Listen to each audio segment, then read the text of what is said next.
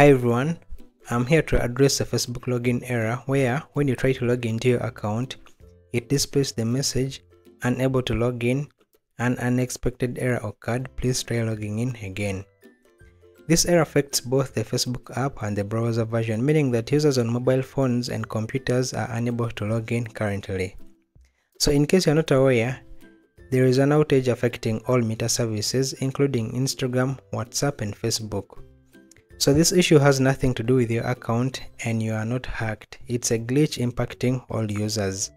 So I made this video purposely to clarify that this problem occurs from an outage in Meta services and you shouldn't panic or freak out. So for now, we have to wait for Facebook to fix this glitch, but in the meantime, you can try other available communication methods if you urgently need to reach out to someone.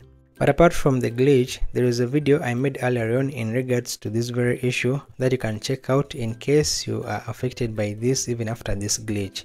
So thanks for watching, I'll keep you updated, so be sure to subscribe, turn on the notification bell for more updates.